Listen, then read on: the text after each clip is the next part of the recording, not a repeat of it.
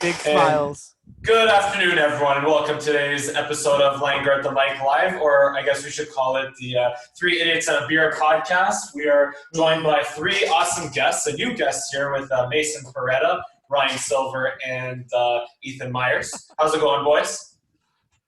Real swell. It's nice to be the beer on this podcast. Real swell. It's nice to be the beer on this podcast. Yeah, living the dream.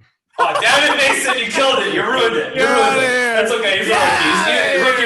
Rookie mistake. Rookie mistake. All right. Anyway, but yeah, we're just going to be here to talk a little bit of playoff hockey for the next 35 or so minutes. So, yeah, it'll be fun. Sounds good. Yeah, let's go. Let's do it up. Yeah. So, brackets. We made brackets. We talked about them last week. Some of them look good. Some of them really didn't look good, including my own. Didn't really look good. How are they looking? Still doesn't look good. Let's be clear. Still does not look good. Yeah. Call the Habs and Chicago. Doesn't look good. What a Yikes. But no, I mean, look, like I regret the Chicago pick more than the Canadians pick. The Canadians have a chance to tie it up and take it to 7 because Kotkaniemi may or may not be a bust, but anyway, we'll get to that in a bit. But honestly, I'm actually feeling pretty good about everything else except for maybe the Boston series in my bracket. Because like I had Carolina taking it in 6, but Boston pretty much is taking care of it because James Reimer is scarred against the Bruins in playoff games in third period. I don't think you can blame James for that. I don't think you can blame Reimer for that one. Whoa. Okay, that game was in the bag. How are you going to blame the man with the best nicknames in hockey? That's a good point, too. But that game was in the bag until Reimer. And Carolina stopped playing. I don't think you can blame a single one of those goals squarely on Reimer. The first one? The first one, he made it like, I mean, so the first one what a terrible play by the defenseman who just wasn't ready to turn around and leads to a breakaway. Reimer makes a play for a challenge to stop it, and it doesn't quite work out. How can you possibly pin that as James Reimer's fault? You just let him get it. You absolutely what? Okay. Yeah, that's JK. Honestly, so here's the thing. Constant play in hockey is that the goalie will come in and rush them. So as a goalie, what are you trying to say? You need to know your player. He needed to know that it was DeBrusk on the other side. He was not going to make it to that puck first. That is a 50-50 play. You can come out, but he had to make that decision a lot earlier than he did. Got a better chance of stopping the play. He didn't have a lot of time to make that decision. But also, here's the thing. In a 2-0 game, though, in a 2-0 game, you don't there's not exactly a need to come out that aggressively, but if you do, you gotta go much earlier. You can't wait until the DeBrusk is halfway to the puck. What point though? I agree with your point if it's like a red line breakaway, but as soon as you see the play developing, you come right out.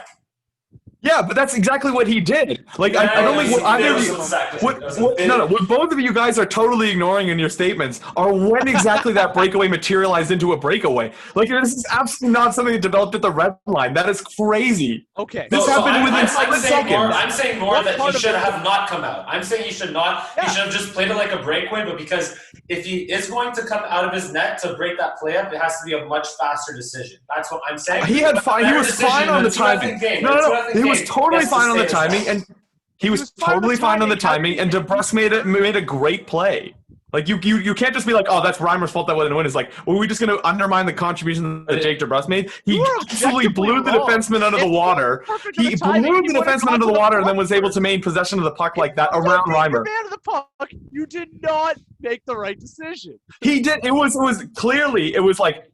a great challenge by Reimer. He had absolutely a wonderful opportunity to stop the puck there, to disrupt DeBrusk from what he was doing, and DeBrusk just happened to make a fantastic play. And the idea that you could blame goalies for players making fantastic plays is ridiculous. But even still, let's say I give you the goal 1. What about goals 2, 3, and 4? What on earth are those? Or how are those Reimer's faults? No, those aren't. Right. So this can't be Reimer's fault. This if we're gonna be like Carolina fell apart. It was 2-1 game and they fell apart. They didn't lose that game because of James Reimer being in the net. They lost that game because Carolina is not a good enough team to beat Boston. And to think that Carolina could possibly beat Boston in this playoff series is crazy. What are you talking about? It's crazy. We don't need to insult Boston. I don't think Boston as much as the rest of you. Carolina 3-1. What are you talking about? I don't like Boston as much as the rest of you, but you cannot disrespect that team. And to overvalue Carolina the way that you guys have is ridiculous. Marchand is a goddamn rat-faced prick, and I that video of him like getting all emotional at the end of Game 7 in St. Louis is like on my desktop, so I could just watch it, wake up every morning, and smile. Okay, and smile. And Mason, you've been very quiet so far, so don't be shy to chime in here. What do you think? Yeah. About all this? I didn't get to watch that game, so I didn't see this. I didn't see a lot of this. I didn't see any of the goals. Reimer crapped the bed.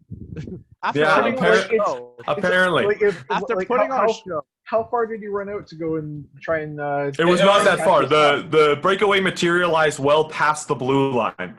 They were in the zone, and he had a very short window. He tried to make the opportunity. He was absolutely close. Like it was not the case that he had a ton of white ice in front of him, and DeBrusk easily moved around. Like the guy DeBrusk had to make him by like 10 feet or something. No, he had to make a very skilled play by just chipping the puck beside Reimer and barely being able to reach it to score. And if Reimer didn't go out there would barely even be a breakaway because the defender was on his man. That is absolutely false. You watch the replay of that goal. He had to take him to the outside. He had him going to the outside. No, he didn't. Had a great chance at what? Taking that save. Oh my goodness! Where did he score the goal from? What do you mean? Well, he was dead center, and then to move the puck around Reimer, he had to score it from just reaching to his left. He didn't have a straight line to the net. The defender was a step behind him. He would have had that. What does that mean? If the defender is behind me and I'm going forward, how do I not have a straight line to the net? Oh my goodness, man! Do you even know hockey? Like, I'm like, what is he going to draw? Like a hooking call? Like, okay,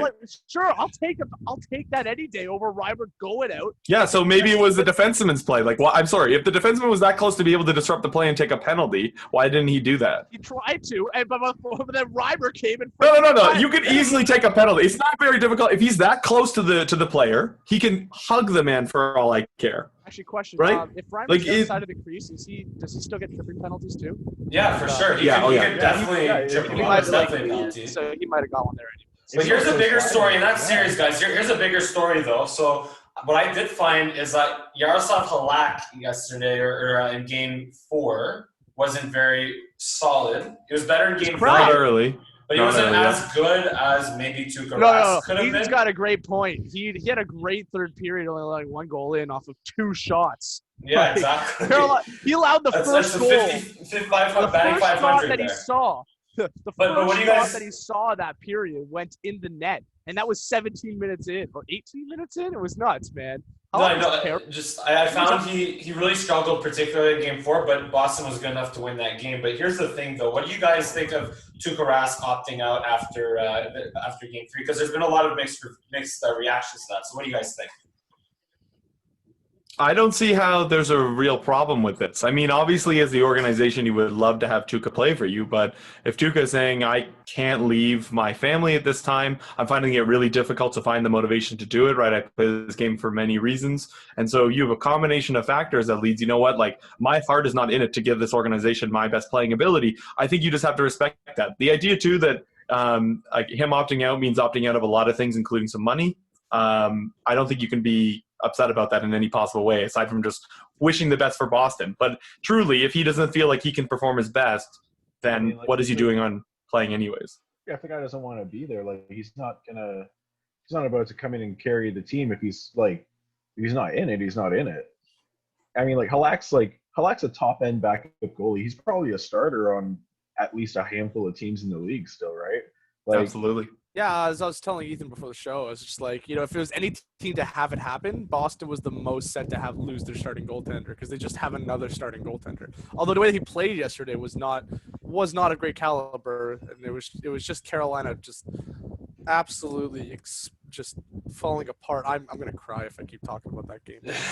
but here's my problem though with Tuukka Rask though. I mean, again, I completely agree with what all of you guys are saying, and absolutely look, if you have to be with your family for having a newborn child and having and your wife needing you to be there, and maybe if you're stuck in a bubble with your NHL team and you can't be all in the game because your head is with your family, then absolutely go home, be with your family, opt out, exercise that right. But here's the problem: do it in the qualifier round at any point. Do it right after Game 1. Do it right after Game 2. Or maybe do it right after Game 3, but do not do it an hour or two prior to puck drop of Game 3. Well, it probably wasn't the case that it was necessarily just that. Like, I mean, he'd probably been in contact with the Boston organization for a good period of time. There were reports that he was. Yeah. I don't imagine that was a sudden thing for them. I honestly hope so. Guys, heads up, bye. The coach came out and said that he was informed about this. He was well aware of this long before Tuca did it. How long before, who really knows? But yeah, because here's the thing. Because like if you come out with that decision prior, like hours prior to game time, the morning of a 12 o'clock starting time for Game 3 of a playoff game, then that puts. It's not so much about the fans, but it's more about your teammates. It's more about your coaching staff and your organization that is counting on you to start that game. But then to back out at the last minute isn't the right thing to do. The least I feel like he should have. Don't care. Made. Neither of us really, I guess, care in terms of Boston. None of us care here. Even the Habs fan. Exactly. Habs fan. But yeah, just exactly. Look. He agrees. Dirty Habs fan. Okay. Hey, we're in the playoffs now, and you're not. So whatever, you know. Man, we're playing in your home stadium, playoff games, 2 blocks from where I live right now. And yeah, you're scoring like as many goals as the Leafs were, just like the last game. Yeah, but we're playing. But we're still playing. We're still playing. That's true. Yeah, I would much rather watch my team fall apart for longer than I get to watch the Leafs tank. So yeah, exactly. That's a good point. I'm really missing out on experience. The Habs weren't playing in that last game, to be honest. Hey, the Flyers certainly weren't. Price was. I'll give it that. But just to close the door on the Tuukka Rask thing, just look, all the best to him, all the best to his family. Just if you could do it a little bit of a better way next time, that would be. I'd want to see that for for the sake of his organization, his teammates. Yeah, maybe take Marchand with you next time. But yeah, just all the best to Tuukka Rask and his family. But let's segue that to another discussion. So Kotkaniemi, is he officially not a draft bust? In what world could you possibly claim that he isn't yet? I don't think you can say like he's absolutely a bust, but I don't think right now you have enough data whatsoever to be like, oh, this guy's not a bust. He's absolutely hot right now, and you can't deny that. The question is this going to be some sort of a full-time thing, or is he going to maintain some level of this play or close to it for the remainder of his career? I don't think you have enough at all to be able to make any sort of claim that he's not a bust. I don't even think it's fair to be in a conversation about whether or not he's a bust yet. Like, he's been in the league for not even 2 full years. He's on the Habs, so that's already fighting an uphill battle. He shouldn't have even been on the Habs yet. He was rushed into the league so you're right, so hard. And it wasn't fair to him, really. Like, he shouldn't have been in the league that first year at all. And there's an argument he shouldn't even have been in the league this year. Yeah, it's not fair to be. He wasn't on the Habs. I agree. Like, he was drafted 3rd, and as a result, had higher expectations for him. Mm-hmm. But he wasn't ranked to go 3rd in that draft. He was set to go 5th, 6th even. But he was just the best center available, so he got moved way up. Yeah. And I don't think that I don't think it's fair to call the guy a bust just because the expectations ended up so high because he went to a high market and he went high in the draft, higher than he probably should have. But you're desperate for a center. You're desperate for a center, I guess. Right? I'm actually going to take the opposition here. I think he is a bust. And here's why. Okay, everybody on that team's a bust because the Habs had a chance at the 1st overall pick, and they decided. Ryan. Just to warn you, I have the ability to do that. I have the power to do this, by the way. But yeah, I'm not going to do that. Don't worry. If only you could do that to yourself more often. Yes. There. Okay, good.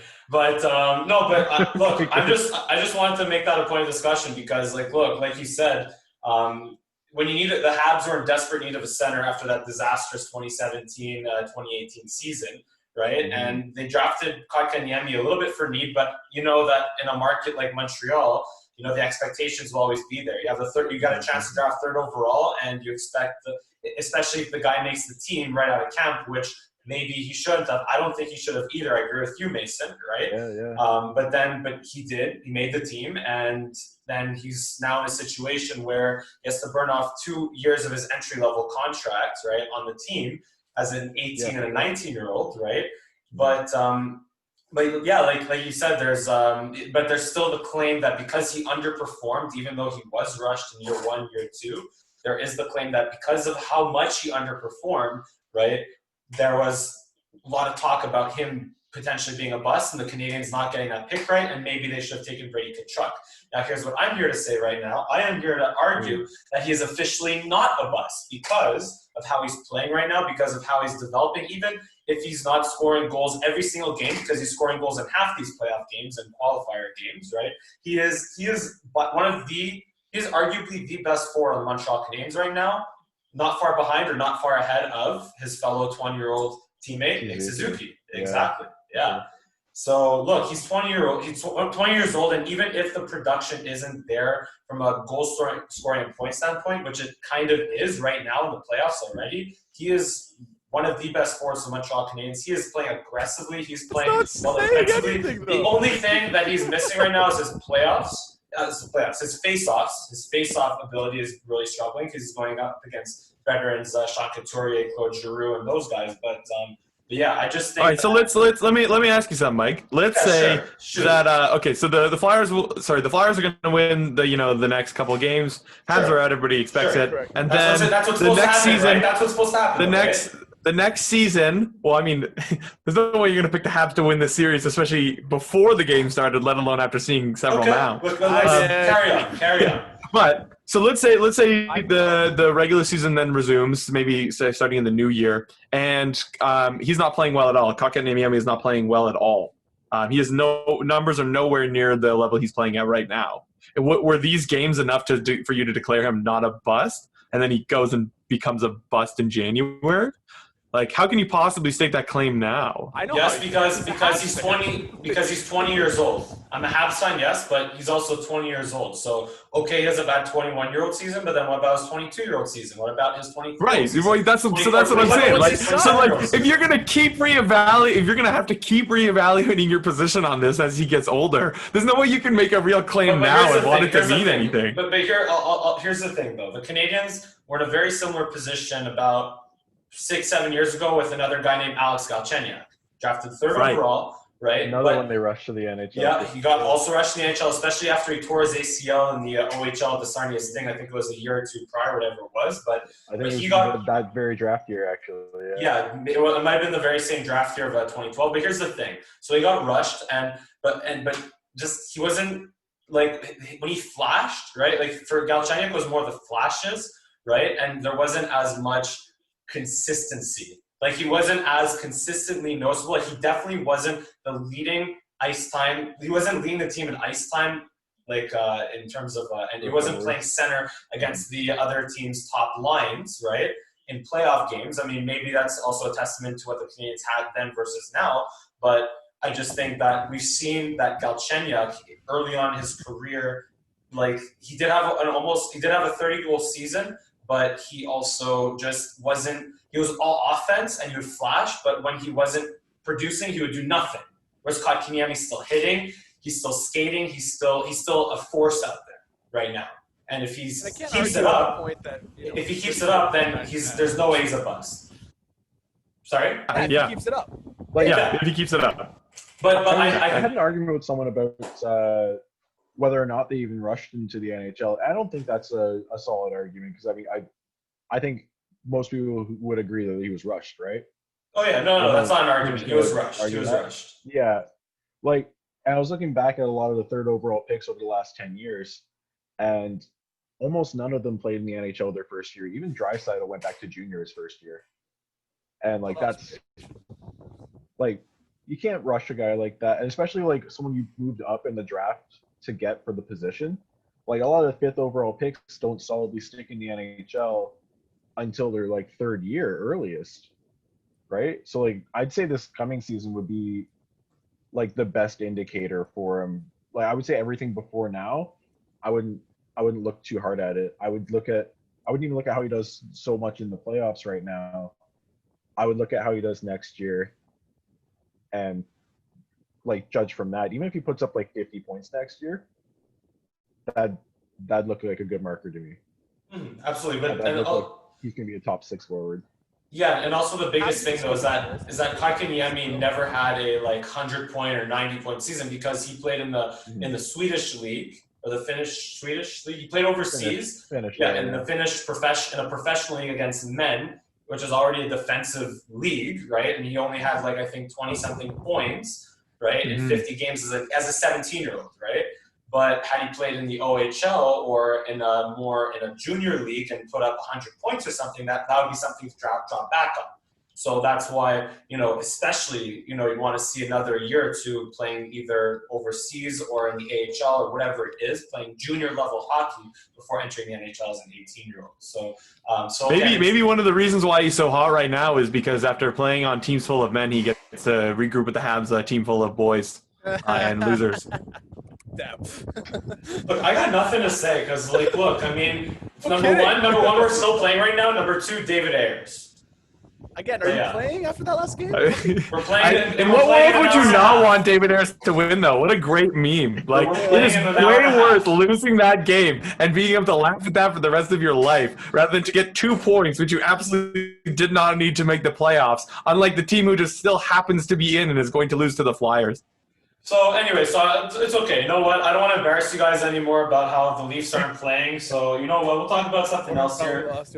There's something I heard on the radio yesterday on TSN 1050. And actually it was Andrew Raycroft who tweeted this out. He said that Nathan McKinnon is better than Connor McDavid. What do you guys think about that? Fired. Crazy. Unless we're going to factor in his contract, which if you do, he is miles better. Yeah, like $6.3 million a year cap hit for McKinnon is crazy. But that's a steal. No way. That's disgusting. Yeah, no way. As a player, we're just evaluating the merits of the player. There's no way Connor McDavid is not by far the best player in the NHL. That is a crazy take, and that is a take that is really just to get people talking like we're doing right now. In no way is there substantive evidence that he is a better player than Connor McDavid. I don't even think any player on the Colorado Avalanche would even tell you that. Okay, hold on. Play with the man. There is the one classic argument, which I don't even agree with, but we'll just play a little devil's advocate here. Who's still in the playoffs? Who has a better track record? Ryan, how could you make that argument? That's terrible. How could you believe that? You're a fool for believing that. There's one man Unbelievable. Is on a 20-guy team and he's not in the playoffs, man. He must be garbage. Well, I know. It's more like. Are you high? Colorado. Yeah, Ryan is crazy for lobbying that. That is easily the 4th craziest thing he's ever said on this podcast. I can't wait to talk about. Well, here's the thing, though. I mean, like they're very close. Like they're very, very close because they're not. No, they're not. They're about 5 points a year separated from each other because Connor McDavid. How can you possibly factor individual stats? Look at the team. Look at the lines. Even yeah, that's crazy. Not to take away from Draisaitl, but like again, I'm not. You can only play with Draisaitl half the time. Yeah, right. Right. I'm not agreeing that McKinnon is better than McDavid. I'm just playing devil's advocate here, like Ryan. And yeah, like he does have the benefit of having Draisaitl up there. Ryan is just living up to the idiot mantra of this podcast. You are playing the devil's advocate because you are wearing that ridiculously bad-looking shirt. Well, I at least expected more coming from you than the guy wearing the Dolphins jersey. Fins up except for every 4 years. Fins up except for 1 week every 4 years. I'll give you that. But no, screw the Pats. So you can just all agree that that was stupid. Andrew Raycroft saying McKinnon's better than McDavid. It wasn't as stupid as what Ryan just said, but it was stupid. I mean, okay, good. Let's not talk about Andrew Raycroft at all. That's just crazy. Or Ryan. Or if that's the Toskala, or Cujo, or the Dolphins, or Jonas Gustafsson, or James Reimer. Ever mention best. We got to talk about Toskala. Okay, so here's another thing. So I have a question for you guys. Another question: do the Caps suck, or is Barry Trotz just a really good coach, or are the Islanders just really, really good, or both? I'm going to say both, and you gave me 3 options. I consistently don't respect the Islanders enough, and like every year I go in and I'm like, okay, well they're going to get crushed by that team, like whichever team they're playing that year, and every year they come out and they're like. They look dominant, and there's some teams in this league that I just don't respect enough, and I know I don't respect them enough, but every year they prove me wrong, and every year I go in still not respecting them. Like the Flyers, I know the Flyers are a good team; they have strong players. No, they're not. I go in every year and I'm like, yeah, if I wanted like my team to play any team in that top 4, it's the Flyers. Yeah, I mean, like I called the Habs. I called the only sweep I've called so far was the Caps over the Islanders. Wow. So, Tough. So who's a bigger idiot let's now? take Me or the, Ryan? it's almost like Tough look. you have nothing. You have no right to say that, Ethan. with your Okay. Okay. Oilers in 3. Oilers in 3. Pens in 3. Pens If in I three. could have, Let's I go. would have picked Vegas in 3 as well, and also so. Hey, but Chicago got one. Chicago got one. So, Oh, can we talk about that? I We won the got first one. bet of the show. I won the first bet of the show. We made a water bet. You lose. Now, although to be fair, we shouldn't be stealing things from other podcasts. We should make our own version of a water bet. But I did call that you said there's a 0% chance that Chicago would win a game in that series. I'm pretty sure I said the score. I see the series at 3-1. I'm What gonna about need you? to see the transcripts on that, Val. I will help you. hey, Yeah, they're on my we'll ask channel. our Just check them director. out. I'm gonna need to see the transcripts. Yeah, I let's think get you our can afford a director- claim like that. Can our Yeah. director get it up, please? Mike, can you please put that on there? Yeah, I'll have to Yeah. rewatch all Sorry. the other I can episodes. understand why you're so upset, and I would appreciate it if you wouldn't redirect the anger of yourself for picking Carolina to be a Stanley Cup contender and go that far in the bracket. Series is Please not- don't redirect that Ethan, toward Ethan. me. They don't have their starting goaltender. They have Exactly. the second starting goaltender instead, and they have the best line in hockey. But Carolina has a chance. Sorry, are you listing like a bunch of reasons why you Carolina. still shouldn't have picked Yes, Carolina? yes, But Yeah. we also Yeah. couldn't have expected Svechnikov to get tough one. slew-footed by Chera. I mean, Well, what you really wanted what- was what sit else- down and What else is he gonna What are you gonna do? Man's 43 years old. He can't move. He just has to Yeah. try and reach out and keep people from trip people on their way by. he just has to intimidate them with Just- the you just play like- to win the game, just and keep Carolina's those certainly not doing that. Oh my goodness! Oh, can we not bring up this game anymore? Can we move on to the next subject, please? Could the next subject not be about Carolina? All right, so who's the worst goalie, James Reimer or Young? No, I'm kidding. So what's a more evenly match series do you guys think? So I find Calgary-Dallas is so fun to like. Honestly, I've been scoreboarding watching that all the time because like the Stars are my favorite team in the West as a Cowboys fan, right? But so I find every time I look at that scoreboard, it's like 1-0 for 2 periods. All of a sudden, it's like 4-3 or 5-4, like within seconds, right? Like it's 2-2 today. I think they're playing this afternoon, if I'm not mistaken, right? But what do you think is a more evenly matched series, that one or St. Louis and Vancouver? It's Calgary-Dallas all day for me. I think Vancouver and St. Louis might look closer than it potentially is right now because of the games between 2 and 2. The early dominance of Vancouver and now the resurgence of St. Louis. And I think St. Louis played a fundamentally different game last game than they have been playing all series. And I think they can keep that up, given that they have the cup pedigree. And I think at that point, Vancouver is gonna have some flashes and probably going to keep every game within reach. But I don't think they're as closely matched as Calgary and Dallas. And I think whenever you go into that series, any particular game, you can flip a coin. That's who's going to come out on this one. Yeah, I completely agree. Calgary-Dallas is the most even series. Like I really like watching the Vancouver-St. Louis one. It's a very exciting one to watch. I like the young players in Vancouver, but I mean, I didn't imagine that they were going to come in and just like go 4-1 on St. Louis or anything like that. Right. Like I imagine St. Louis is about to come back. I'm not sure Vancouver will win another game this series. Yeah, I mean, look, Ryan O'Reilly is in playoff mode now. He's in Stanley Cup playoffs mode. Like that's just, and to think that he went from what was it? Like he went from Buffalo. Where was he before Buffalo again? Yep. Where was he again before Buffalo? Chicago. No, Who's that? Oh, Ryan O'Reilly. I thought he was drafted. Ryan O'Reilly. Where was he He again? was, Calgary. Colorado. Colorado. Yeah, Colorado. Right, never mind. My Drew a bad. blank. So we went from Colorado second round to pick. Buffalo to St. Louis for what was thought to be like a ripoff for the Sabres getting all those draft picks and prospects for Ryan O'Reilly, but it paid off. Like he just wakes up in the playoffs and wins a game almost by himself. And if Ryan O'Reilly keeps it up, like that's their Vancouver Canucks, they're gonna have a tough time. MVP for a reason last year, and he's gonna try to do it again. It's awesome. Like the way I probably see in my that- opinion. Yeah. No, just that go ahead, series. Mike. It's a matter of experience by the Blues from last year versus the youth and new nucleus of the Vancouver Canucks. And it's, honestly, I think it's a shame that these guys are playing each other in the first round because they both deserve to play each other at least in the second or third round, you'd think, right? So, How Yeah. good is Yeah. Quinn Hughes? Just to chime in quick, I agree that the Dallas-Calgary series is closer, but I disagree on coin flips. Calgary's been the better team, period. Both teams have had mediocre goaltending throughout for the most part and high-scoring caliber, which is awesome. But Calgary did have the one game where they said, you know what? Let's actually play well, and had that 2-0 shutout. So I think Calgary, as I called before, and I'm going to stick with it, is going to win that series. Will it go to 7? Probably. But I think Calgary is going to have a dominant performance, and they're going to win that one.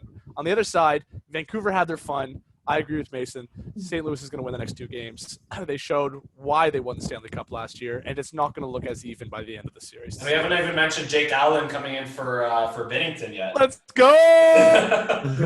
I think what the real probably though I think these two options were good for series.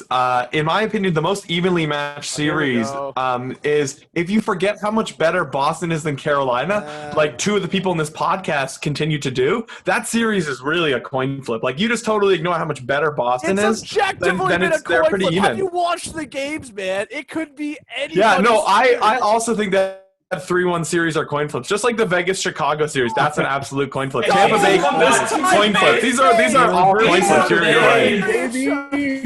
3-1 series are not.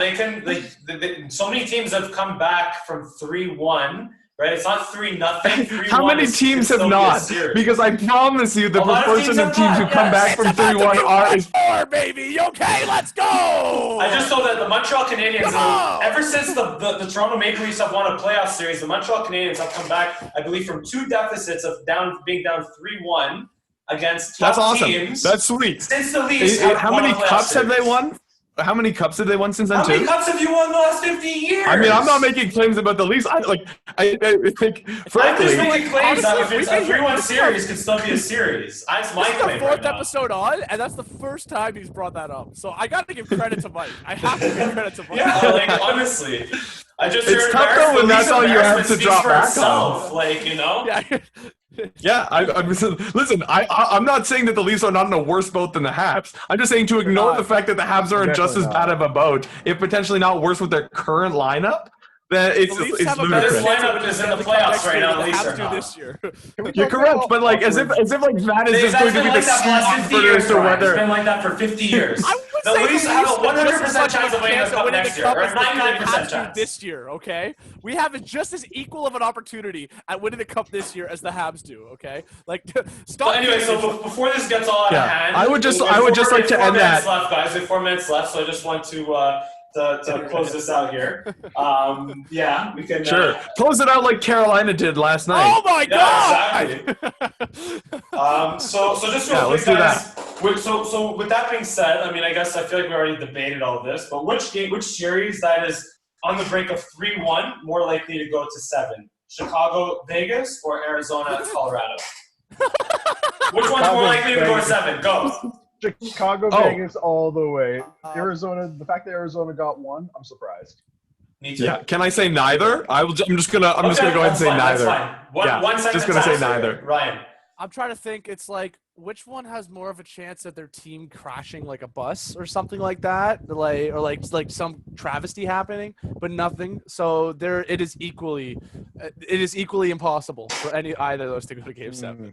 Cowards. All right. What about Way Columbus? to steal my answer there, Ryan. Columbus, Tampa, or Boston, Carolina?